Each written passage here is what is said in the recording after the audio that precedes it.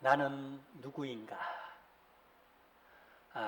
자기 개념 형성 혹은 정체성이라고 말하기도 하고요. 이것을 내가 어떻게 가느냐에 따라서 잘못하면 열등의식에 푹 빠질 수도 있고, 또 혹은 잘못되면 우월감에 빠져 자만할 수도 있습니다. 그래서 정확하게 나는 누구인가 올바로 아는 것은 우리 영적 건강이나 정신적 혹은 육체적 혹은 인간관계에 있어서 혹은 신앙관에 있어서 매우 중요하다고 할 수 있습니다. 고대로부터 우리 사람들은 나는 누구일까? 인간은 어떤 존재일까? 많은 고민을 하고 철학적 물음을 물어왔습니다. 그 가운데 현대인들에게 가장 큰 영향력을 준 자상, 그건 아마 프랑스의 철학가였던 데카르트일 겁니다. 그를 근대 철학의 그래서 아버지라고 일컫습니다. 그는 방법서설이라고 하는 저서를 세상에 내어놓음으로 말미암아 유명한 말을 남겼습니다. 바로 코기토 에르고 숨이라고 하는, 나는 생각한다, 코로 나는 존재한다라는 말을 던졌습니다. 그는 내가 보는 것이 이게 진짜인가? 그리고 내가 듣는 것이 이게 참인가? 그리고 내가 지금 느끼며 경험하는 이 모든 것이 진짜인가? 혹은 이게 다 가짜는 아닐까? 회의하기 시작합니다. 근데 그렇게 의심하고 또 의심하고 또 의심합니다. 모든 걸 그냥 눈꽃만큼도 다 그냥 생각나는 것, 그냥 보이는 것, 느끼는 것, 경험하는 것 다 의심합니다. 근데 딱 한 가지 부인할 수 없는 사실 하나가 있었습니다. 그것은 바로 내가 생각한다. 그래서 그는 생각하는 나는 존재한다. 나는 누구인가? 나는 회의하는 존재로구나.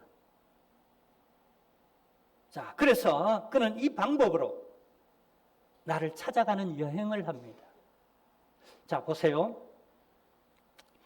우리 각자에게 태어나면서 우리 마음의 중심에, 우리 인격체에 가장 소중한 방 하나가 주어졌다라고 생각해 보십시다.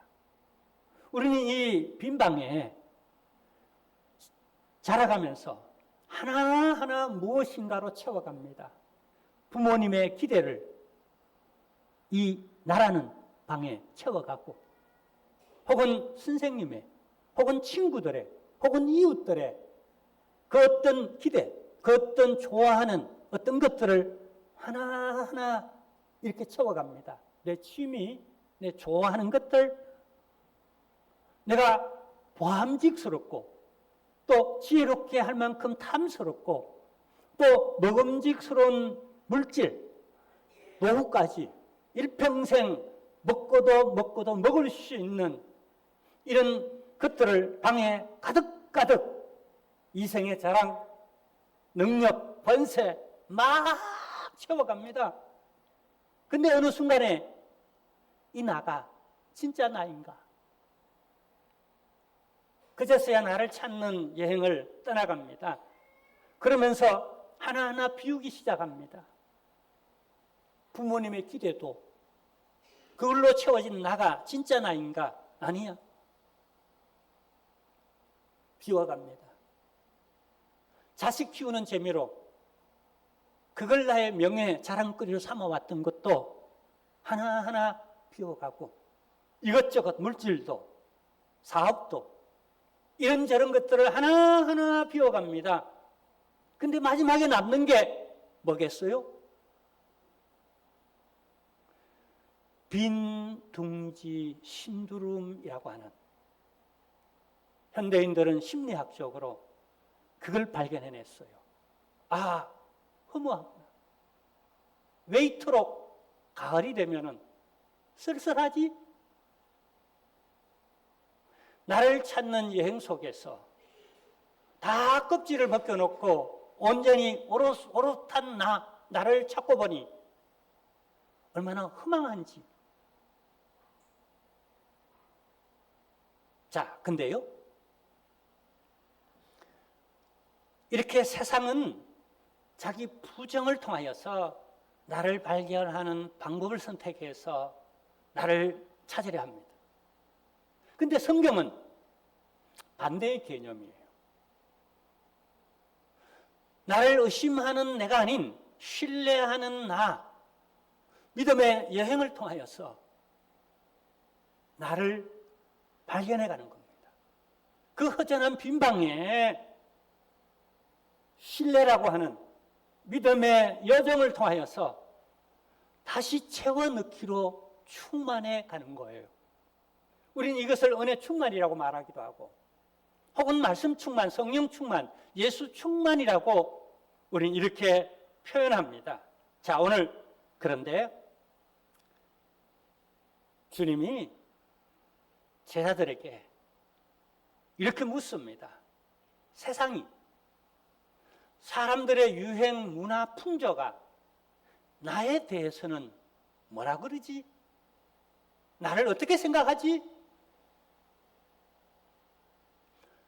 참 다행스러운 것은 예수님을 바알세불, 귀신의 대장이라고 이렇게 말하는 부류들도 있었거니와 일반적 여론들은 대충 좋은 분으로, 혹은 엘리야, 혹은 예레미야, 혹은 세례 요한, 혹은 선지자 중에 한 사람이라고 대부분 좋게 예수 그리스도를 여깁니다.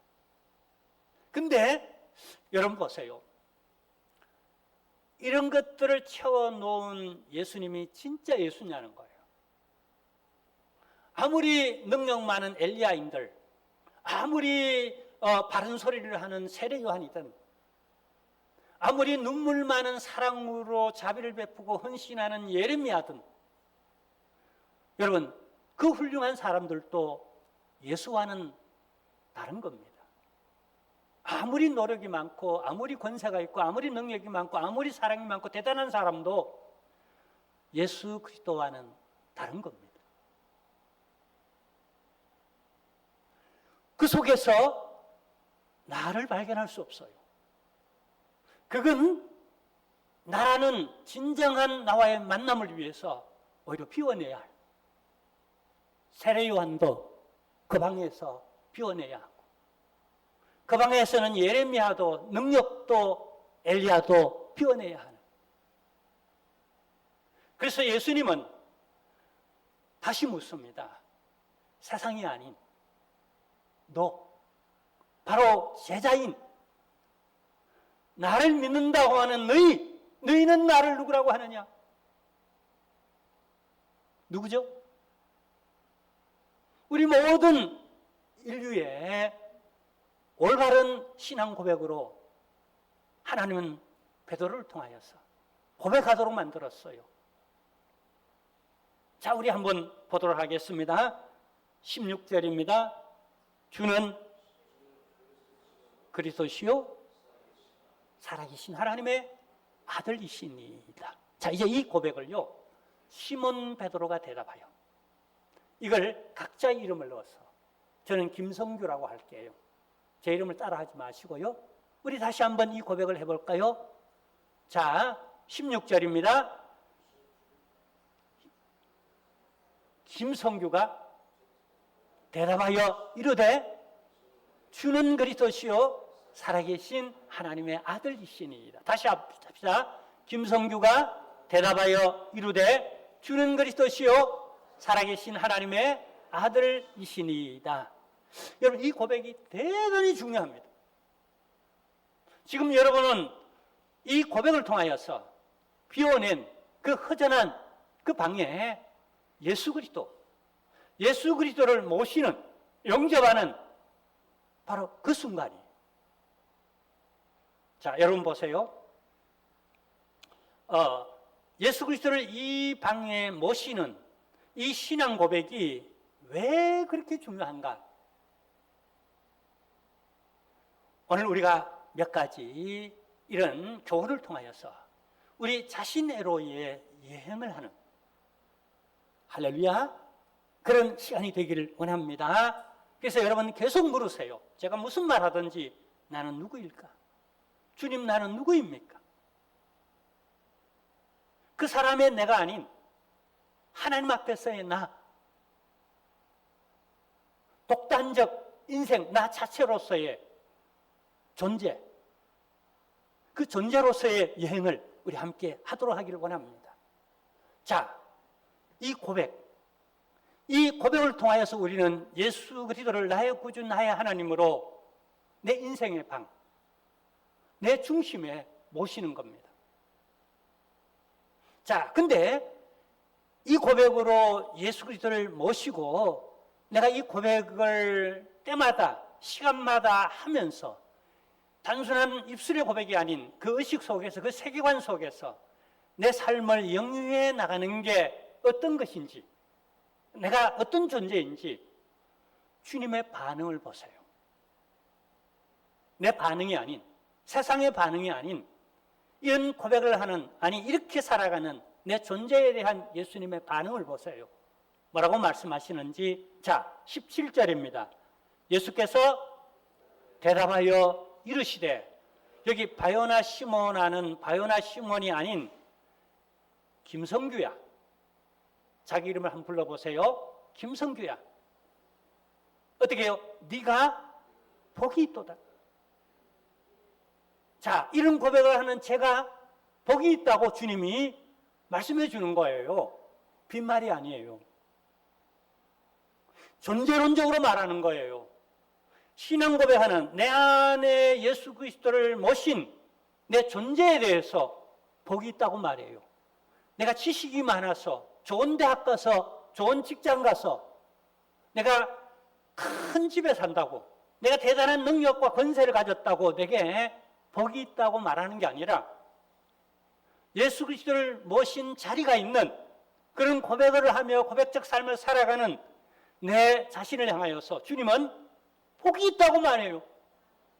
세상은 자칫 외형적인 어떤 것을 가지고 잣대를 대고 나를 평가하여서 그것도 제대로 평가하는 게 아니라 가능하면은 시기와 질투 때문에 혹은 죄성을 가진 속성 때문에 평가처라 합니다.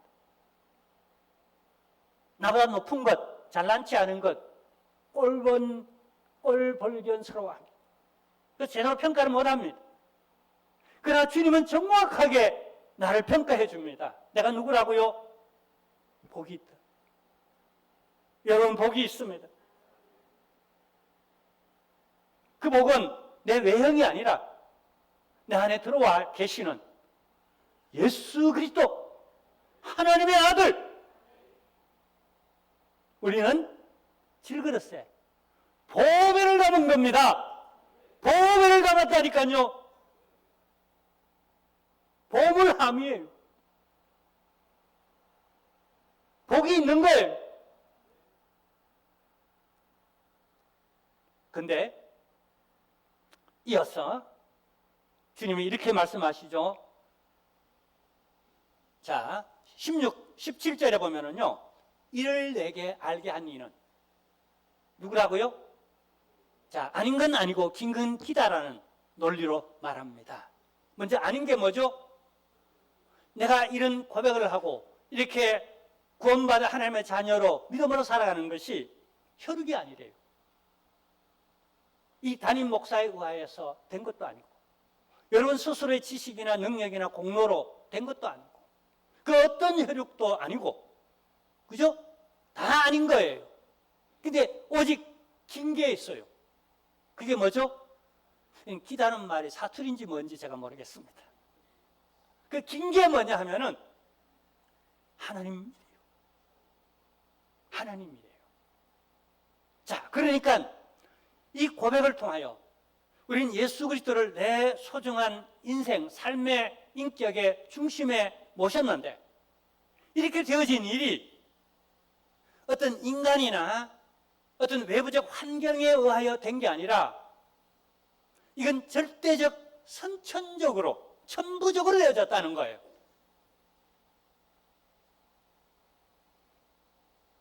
나를 발견하기를 원합니다. 어떻게 내가 거듭난 사람으로서 이렇게 존재하는가? 혈육으로 말미암지 않고 인간이나 어떤 돈이나 어떤 지식으로 말미암지 않았고 천부적, 절대적 천부적 하나님 아버지로 말미암아 되었다라고 하니 같이 누가 나를 낳아줬어요? 하나님이. 누가 나를 이 땅에 존재하게 했어요? 하나님이. 누가 나를 교인으로 만들었어요? 하나님의 자녀로 만들었어요? 천부적인 거예요. 이거는 값없이 주어진 은혜라는 뜻입니다. 할렐루야. 그래서 이것 가지고 흔들리면 안 돼요.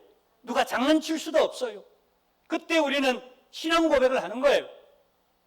하나님이 나를 백성으로 삼으셨다.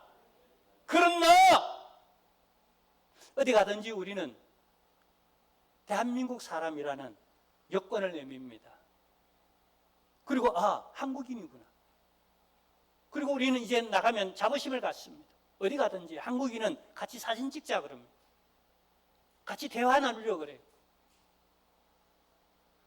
BTS 정국이 아느냐라고 내게 애들도 묻습니다. 내가 안다 그럽니다.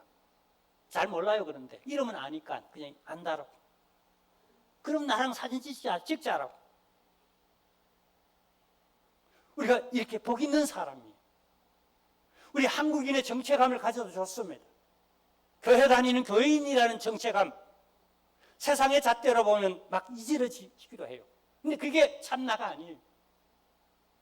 참나는 하나님이 네가 복되도다라고 하는 나, 그리고 이렇게 내가 복된 인생으로 태어난 건 어떤 물질로나 혈육으로 말미암지 않았고 내 아버지로 말미암았다라고 하는 이 절대적 가치, 이 신앙 고백을 내가 해야 흔들리지 않아요. 할렐루야. 자, 그리고 보세요. 베드로를 보세요. 그는 연약한 인간입니다. 예수님을 3번이나 부인하잖아요. 그죠? 이 신앙 고백과는 다른 형태의 삶을 살잖아요. 근데 결국 베드로가 베드로 되는 것은 우리 주님이 다시 세워주죠. 네가 나를 사랑하느냐라고 다시 사랑을 확인하죠. 그리고 베드로의 자리로 예수님께서 인도하시죠. 근데 베드로가 거듭난 것도 또 베드로가 베드로 된 것도 또 위대한 인생을 그답게 너는 나중에 보면 너는 반석이라고 말합니다. 네 반석 위에 내 교회를 세우리라고 말합니다. 이렇게 모든 것이 되어진 일이 다 은혜였다는 겁니다. 그래서 우리는 겸손히 이 신앙 고백 안에서 우리는 은혜입니다라고 이렇게 고백할 수밖에 없어요. 그리고 또 하나는요, 이 신앙 고백은 관계성을 밀착하게 만드는 능력이 있어요. 자, 우리 주님께 우리 주님은 나의 그리스도시요 나의 하나님이시다라고 말할 때에 예수님의 반응이 어땠다고요? 야, 네가 복되다라고 이렇게 말하는 거예요. 자, 제가 이것을 부부관계로 설명을 해볼게요.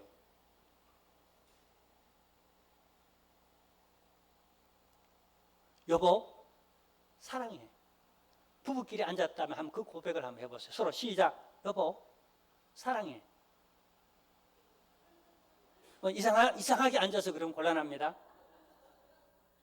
자, 이 고백을 진정성 있게 그리고 마음에 우러나는 깊이를 가지고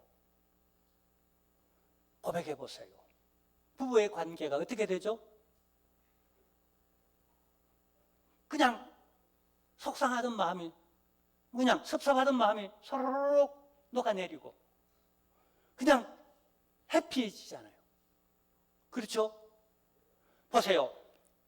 야, 그 고백을 하는, 주는 그리스도시요 살아계신 하나님의 아들이라고 고백하는 베드로를 보고 우리 주님께서 그 표정을 봤겠죠. 그리고 그 마음을 읽었겠죠. 야, 너 복되다. 이 말을 영어로는 해피니스라고, 이제 해피하다라고 이렇게 표현해요. 그러니까 내가 내 아내에게 야, 여보 사랑해. 그럴 때 아내의 표정을 봅니다. 내 마음 진심으로. 그럼 우리 아내가 행복하죠. 그러면 아내만 행복합니까? 그렇게 말하는 나도 행복한 거예요. 그래서 그 부부의 관계가 이런 고백을 통하여서 어떻게 해요? 친밀감을 느끼며 풍성한 삶을 영위해 나가는 거예요. 우리는 이런 신앙 고백을 통하여서 우리 주님을 향하여서 주님은 나의 그리스도십니다. 주님은 나의 하나님이십니다. 수시로 그렇게 하는 거예요. 그때마다 주님은 야, 너 행복하다 야. 그리고 주님은 더 행복하시겠죠. 그렇게 표현하는 그도 행복하고 그 표현을 받는 대상도 행복하고 그리고 그 안에는 밀접한 친밀감이 어떻게 상호 교류되어져 가는, 지금 이 고백은 단순한 언어가 아니에요. 어떤 형식적인 어떤 주문 외우듯 하는 그런 어떤 것이 아니에요. 이 고백을 통하여 관계를 형성하고 그 관계를 유지해 나가며 더 친밀감 있게 한 몸, 신비한 연합을 이루는 관계로 나아가는 거예요. 그래서 우리는 늘 신앙 고백합니다. 전능하사 천지를 만드신 하나님 아버지를 내가 믿사오며.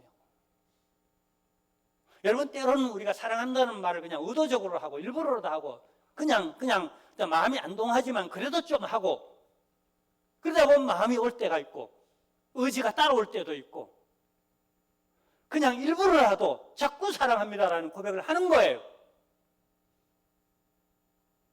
여러분, 제게 한번 사랑합니다라는 고백을 한번 해보세요. 문자로 하트라도 좀 날려보세요.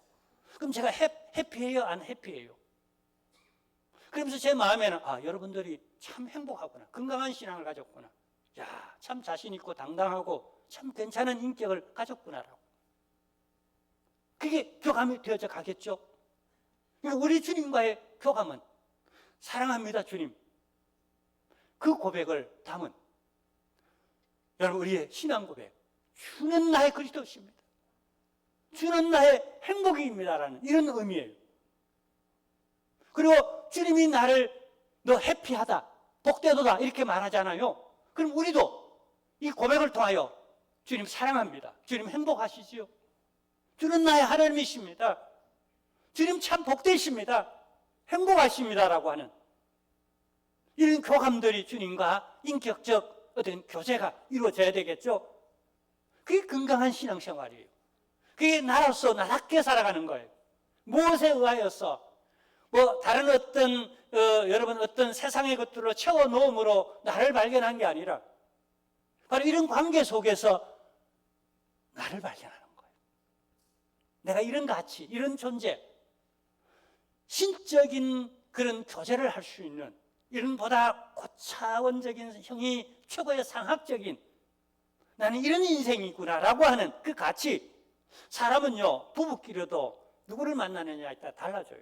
친구도 누구를 만나느냐에 따라서 내 생각하는 스스로의 여러분 개념 형성도 달라져요. 근데 보다 훌륭하고 보다 영성이 있고 보다 참 이렇게 괜찮은 사람들을 이게 부부로 만나든 혹은 친구로 만나든 동료로 만나든 주변의 이웃으로 만나든 만나가면서요 함께 같이 시너지 효과를 이루어 상승한다니까요. 그런데 주님과 이런 밀접한 관계를 통하여 주님을 닮아가는 거예요. 그래서 친밀한 부부는요 닮아가요. 우리가 이런 친밀성을 가지고 주님과 더불어서 영적인 어떻게 해요? 신비한 연합과 더불어서 우리 인격과 우리 형상과 모양이 이렇게 발전해 나가는 거예요. 그리고요, 이 고백을 통하여서 공동체의 반석을 든든하게 가지는 겁니다. 그래서 그 의미를 예수님께서 제자들에게 이렇게 해석해 줍니다. 너의 이 신앙 고백이 뭔지 아니? 조금 전에 개인적으로 어떤 부부와의 관계라든가 이런 것들로 제가 설명했지만 이건 보다 공동체적으로 고백해야 할 고백임을 우리 주님께서 이렇게 말씀해요.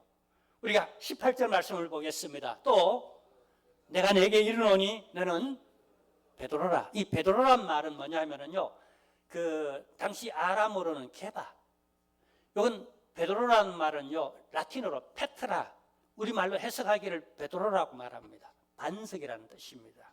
그 다음에 해석이 나오죠. 내가 이 반석, 너 베드로, 이 반석 위에 내 교회를 세우리니 음부의 권세가 이기지 못하리라. 자, 여기 보세요. 자, 이 반석 위에 내 교회를 세운다. 이 반석이 뭔가? 이 반석을 캐토릭에서는 베드로 자신이다 라고 해석합니다. 그래서 엄청난 교황권을 줍니다. 베드로의 후계자로서. 교황이 곧 법이요, 교회법이요, 교황이 교회를 다스리는 최고의 황제적 통치권을 가집니다. 베드로를 누구라고 해석하느냐에 따라서. 그러나 우리 종교개혁의 후예들은 마틴 루터나 존 깔뱅이나 또 혹은 쩌빙글리, 잔 후스라든가 이런 개혁자의 신앙을 따라 우리 개신교, 특히 장로교에서는 이 고백이 베드로의 개인의 인격 위에 그 베드로가 바위가 반석이 아니라 베드로가 한 신앙 고백이 곧 반석이라고. 그래서 우리 공동체는 신앙 고백의 공동체 반석 위에 세워진 공동체라고.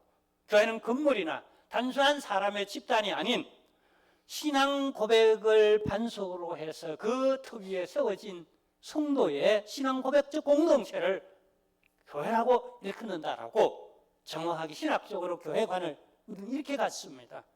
아멘입니까? 할렐루야. 자, 그래서 왜 그럼 반석이라고 표현했는가? 평소에는 이 반석의 가치를 우리가 잘 모를 수 있습니다. 그런데 언제 이 반석의 가치가 이렇게 드러나는가 하면은요, 창수가 몰려올 때, 비바람이 몰아치고 홍수가 날 때, 모래 위에 집은 어떻게 되죠? 그냥 허물어집니다. 그렇지만 반석 위에 지은 집은 비 올 때 진가를, 홍수 위에 찬란한 빛이 비치는, 그죠? 그 맑은 하늘 아래의 그 교회, 빛나는 그 교회. 그렇습니다. 우리 기독교 교회사 가운데, 2000년 역사 가운데 우리 교회들은 수많은 안팎의 도전을 받아왔습니다. 외적으로는 많은 박해를 받아왔고요. 이때도 능력을 발휘하는 게 뭐냐면 예수는 그리스도, 예수는 그리스도, 전능하신 나의 하나님. 이걸 우리의 개인적이며 우리 공동체를 지켜냈다는 거예요. 그 수많은 박해, 죽인다 그래도 막 그냥 톱을 켜고 막 화형을 시키고 목을 그냥 단두대에 매달고 막 그냥 그렇게 하는데도 주는 그리스도시요 살아계신 하나님의 아들입니다라고 부인하면 살려 죽게 할 때도 폴리갑은 끝까지 부인하고 예수는 그리스도 나의 하나님, 그러다가 화형당했죠. 그리고 내적으로 교회는 끊임없이 많은 도전을 받아왔습니다.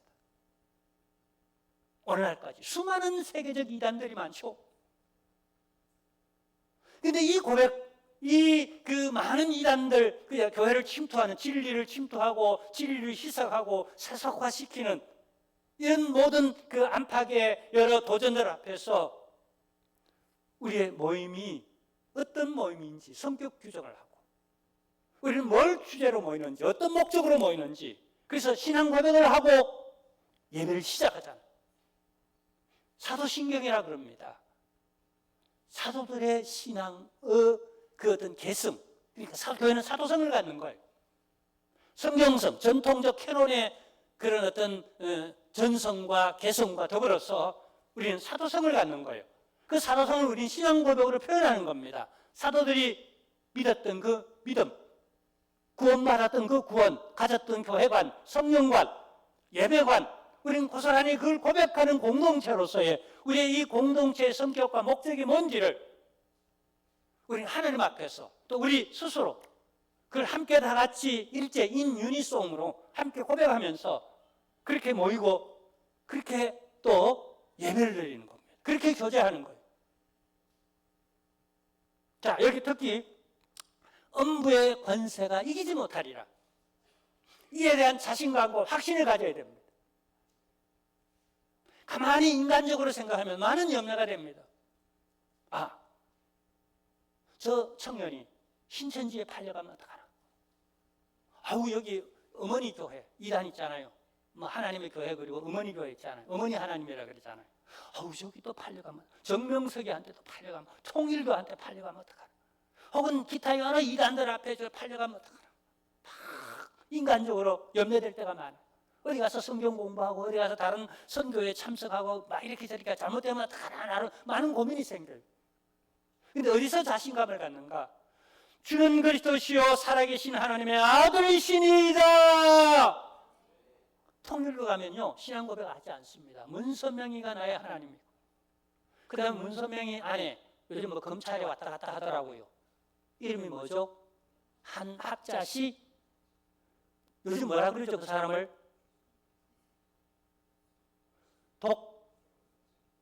독여자. 문선명이가 예전에 자신을 독생자라 그랬단 말이에요. 바로 그리스도라 그러면 되게 반발이 일어날 것 같아서 나는 독생자다라고 이렇게 얘기했어요. 은유적으로. 자기가 그리스도라는 거죠. 근데 그 양반이 안 죽고 영생 영생 한다고 그러더니 죽어버렸어요.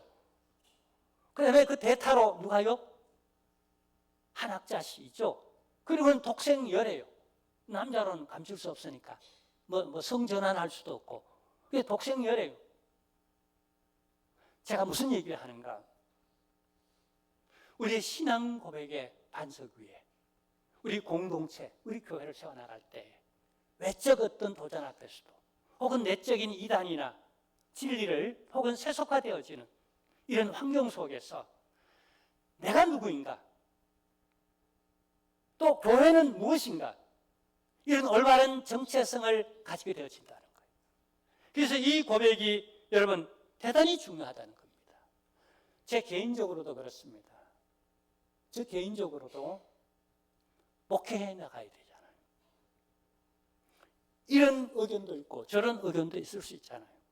또 이런 방법도 있고 저런 방법도 있을 수 있잖아요. 다 옳을 수 있잖아요. 그리고 비등비등할 수도 있고요. 그래서 혼란해질 수 있죠. 이 얘기를 듣고 저 얘기를 듣고 이렇게 쏠리고 가까이 따라 어떤 연유를 따라 저렇게 쏠리고 이러다 보면 휘충휘충 하다가 보면 어지러워요. 멀미가 나요. 근데 나는 누구인가? 혹은 이 공동체의 담임 목사인 나는 누구인가? 내 중심 잡기를 어떤 요즘 세상에 그냥 말세라서 쏠림 현상이 일어나잖아요. 좌로 너무 쏠리거나 우로 너무 쏠리거나. 그건 교회 안에서도요. 여러분 요즘 교회 안에서도 상당히 쏠림 현상이 일어납니다. 강남 그래가지고 왜 그쪽으로 몰려듭니까? 학군이 좋아요. 왜 아파트가 비쌉니까? 그러다 보니 교회도 좋아요. 그런 사람들이 다 몰려들어요. 그래서 막 교회들마다 청년들이 없대요. 지방교회는 훨씬 더 하대요. 이 쏠림 현상. 근데 한 교회 안에서도 이 목회자가 쏠린다면은요. 우리 공동체가 어떤 한 곳으로 쏠림 현상이 일어나면은요. 이 중심 잡기, 어떻게 같이, 우리 인간이다 보니까 갈 때처럼 이렇게 저렇게 잠깐씩 어떤 관점의 생각도 환경에 따라 흔들릴 수는 있지만 우리 중심 잡기를 해야죠. 여러 가지 어떤 비본질적인 것, 혹은 자그마한 것들에 우리가 이렇게 저렇게 흔들리기보다는 진리 그 자체인 주는 그리스도시요 살아계신 하나님의 아들이십니다라고 하는 그걸 해석하는 게 우리 사도신경입니다. 그 해석의 반석의 터 위에 우리가 그냥 태풍이 불고 창수가 나고 그냥 홍수가 나더라도 딱 버티고 딱 서야 되겠죠. 제 인격체가 그러해야 합니다. 혹은 담임 목사로서 내 직책적으로도 그래야 합니다. 우리 장로님들 중요하죠? 우리 권사님들 또 그리고 우리 셀 리더들 우리 모든 성도님들 각 기관이 한 분 한 분들이 가장 기본적으로 주는 그리스도십니다. 살아계신 나의 하나님이십니다라고 이렇게 할 때 초지일관, 그래서 순교 정신도 나오고 십자가 정신도 나오고 부활 정신도 나오고 우리 복음의 능력과 권세가 이런 과정 속에서 드러나고 그렇게 걸어가는 나 자신을 발견하는 오늘 메시지가 그런 여행이 되기를 주님의 이름으로 축원합니다. 자, 그리고 이러한 베드로에게 다시 말하는 이 신앙 고백하는 이 공동체에 주님께서 이렇게 말합니다. 19절입니다. 너무 중요합니다. 내가 천국 열쇠를 내게 주리니, 자, 내가 땅에서 무엇이든 매면 하늘에서도 매일 것이요 내가 땅에서 무엇이든 풀면 하늘에서도 풀리라 하시고, 이 말은 이 신앙 고백하는 공동체 위에 우리 주님께서 책임과 능력을 동시에 위임하고 있다는 사실을 느끼게 됩니다. 이런 나라는 거예요. 교회는 무엇인가? 이 교회의 담임 목사는 무엇인가? 우리 당회와 우리 재직회와 우리 각 부서와 우리 성도는 무엇인가? 각 셀과 교구와 각 기관은 무엇인가? 여기 천국 열쇠를 줬다, 위임했다는 거예요. 여러분, 이 천국 열쇠가, 여러분, 제가 실감 있게 이렇게 묵상하다 보니까 이런 생각이 떠올랐어요. 고대 사회에 절대 왕권을 가진 왕이 왕궁의 열쇠를 아무에게나 맡기지 않지 않습니까? 제일 신이 많은, 믿을 만한 그런 사람에게 이 왕궁 열쇠를 맡기지 않겠어요. 그래서 네가 열면 그냥 사람들이 들어올 수 있을 거다. 그러나 네가 닫으면 쥐새끼 한 마리도 이 왕궁에 침투하지 못한다. 그래서 왕궁을 지키고 왕의 신배를, 안전을 보호하는 거예요. 그래서 이 천국 열쇠는 여러분 보세요. 이런 의미를 가진 거예요. 그걸 누구에게 줬다? 이 신앙 고백의 공동체 위에 내가 이 천국 열쇠를 주는데 네가 닫아버리면 닫힌다. 그러나 네가 열면 연다. 이런 무게감을 책임으로 우리 공동체는 가져야 하고, 그 다음에 이것을 우리는 잘 지혜롭게 어떻게 해요? 그리고 겸손하게 주님의 뜻을 받들어서 주님을 위하여, 주님의 영광을 위하여 열 때는 열어야 됩니다. 닫을 때는 닫아야 되는 거예요. 베드로는 그런 역할을 수제자로서, 어떤 사도로서 목숨 다하여 거꾸로 십자가에 못 박히면서까지 주는 그리스도시요 살아계신 하나님의 아들이라고 더 이상 부인하지 아니하고, 근데 이 반석 위에 여러분 초대교회 수많은 사람들이 순교의 피로 복음의 문을 열었어요. 또 닫을 때는 닫았어요. 우리 이 기능은 오늘도 우리 한길교회에, 이 지역사회에 여러분 우리가 천국 열쇠가 위임되어져 있다라고 하는 이 책임감, 저는 이 담임 목사로서 여러분 천국 열쇠를 가지고 문을 열어야 되지 않겠습니까? 이 1529명에게. 그죠? 그리고 이 지역사회에, 이 서울, 이 수도권에 우리 교회로서 열쇠를 가진 사람으로서 열어놔야 되지 않습니까? 복음에 열린 이 책임을, 여는 책임을 우리가 해야 되지 않겠습니까? 그리고 더불어서 우리는 여러분 이단들이라든가 복음에 비성경적이라거나 비진리적이거나 또 우리 하나님의 영광에 반하는 교회의 질서와 여러 어떤 것들을 반하는 이런 것들을 향하여서는 닫아야 되지 않겠습니까? 그죠? 우리 이 고백 위에 뭘 닫아야 할지 또 뭘 열어야 할지를 선명하게 이 신앙 고백을 더 깊이 우리가 그렇게 고백할수록 드러나지 않겠습니까? 여러분 성경에는 우리 인격체를 혹은 교회를 하나의 나무로 비유할 때가 있습니다. 천국을 겨자씨 나무로 비유하기도 했죠. 그런데 이 나무는요 뿌리가 대단히 중요합니다. 제가 어저께 우리 지난 여러분 봄에 경북 지방에 산불이 크게 났지 않습니까? 근데 감사하게도 사진 찍어 보내달라 그랬는데 지금 파릇파릇하게 새싹이 막 돋아나고 있대요. 자, 왜 그렇죠? 겉은 타버렸어요. 근데 뿌리가 타지 않고 남아있었던 거예요. 우리 교회의 뿌리는 우리의 신앙 고백인 거예요. 이 뿌리가 세속화되지 않고 이 뿌리가 병들지 않고 늘 건강하다면 어떤 환란 속에서도 잎이 피어납니다. 풀은 여러분 신뢰학원에서 복락원의 세계를 하나님의 나라를 건설하고 확정시켜 나갑니다. 우리 이 신앙 고백을 하면서 우리 하나님 앞에서 우리 아름다운 공동체 그리고 우리 스스로 저마다 건강한 나무로 그렇게 성장하는 이런 역사가 있기를 주님의 이름으로 축원합니다. 하나님 아버지 감사합니다.